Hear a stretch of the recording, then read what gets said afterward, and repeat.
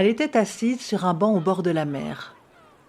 Le vent jouait dans l'eau et les herbes hautes, dessinait des vaguelettes bleues et des vagues vertes. Il faisait danser devant ses yeux myosotis de fins cheveux blancs, échappés d'un chignon lâche. Le soleil, haut dans le ciel, éclairait la datcha, où sa petite fille faisait la sieste, à quelques pas de là. La maison était silencieuse. La tranquillité de l'air, à peine troublée par le chant des oiseaux et les cris des animaux passant dans cette lande isolée. Elle regardait droit devant elle, les yeux dans le vague, insensible à la beauté du lieu. Elle était dans un autre temps, un autre endroit. Sur ses genoux, un charrou somnolait. Dans ses mains, aux longs doigts blancs, fins et un peu raidis par l'âge, se trouvait un coquillage.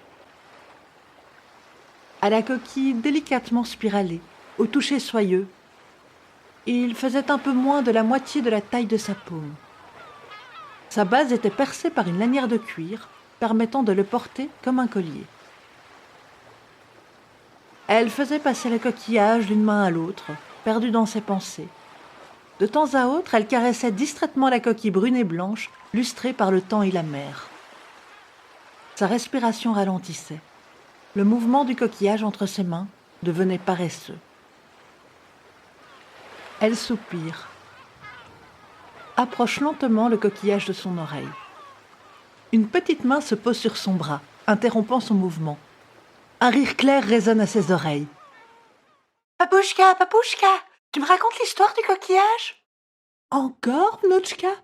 Je te l'ai racontée déjà si souvent. »« Oui, mais elle est trop chouette, je l'adore. Et puis elle est vraie, hein ? Ah oui qu'elle est vraie !»« Oui, Da, aussi réelle que toi et moi, Knopka, et aussi vieille que le monde. » Le chat bâille, se lève, s'étire et saute au sol.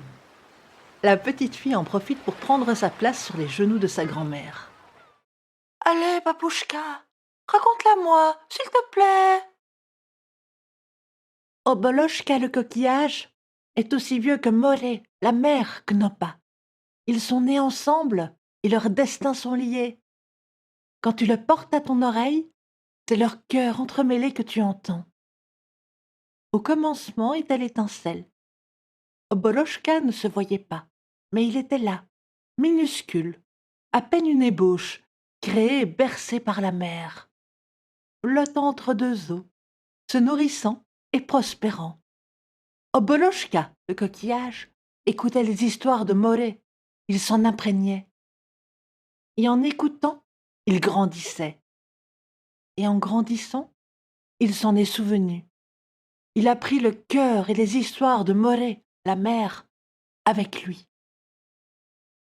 C'est pour ça que quand tu le portes à ton oreille, tu entends le bruit des vagues.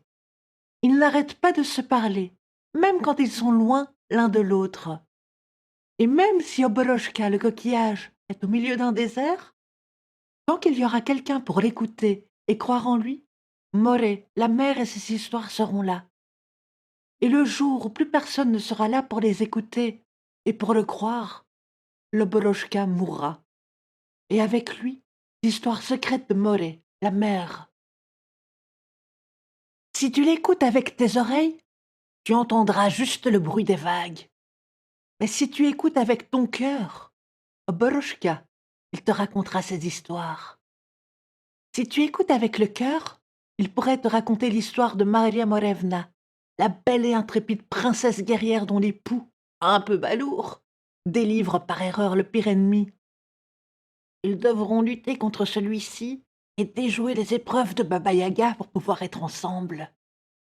Ou encore l'histoire du poisson d'or, pêché mais remis à l'eau par son ravisseur, à qui il offrira plusieurs vœux, avant que celui-ci ne se retrouve sans rien à cause de l'avidité de sa triste femme. Écoute avec ton cœur, Knopa, et tu entendras toutes ces merveilles, et bien d'autres encore. La petite fille attrape le coquillage, Oboloshka, le frotte contre son cœur et écoute. Mais, Papouchka, j'entends rien par le bruit des vagues. Écoute mieux, ma Knopa. Concentre-toi, ouvre ton cœur. Oh, j'entends les mouettes maintenant. Elles étaient pas là avant. Tu y es presque. Ferme les yeux. La petite fille ferme les yeux, se concentre. Dans le creux de son oreille, au milieu des vagues et des mouettes, une petite voix se fait entendre. Od Nazdi. Il était une fois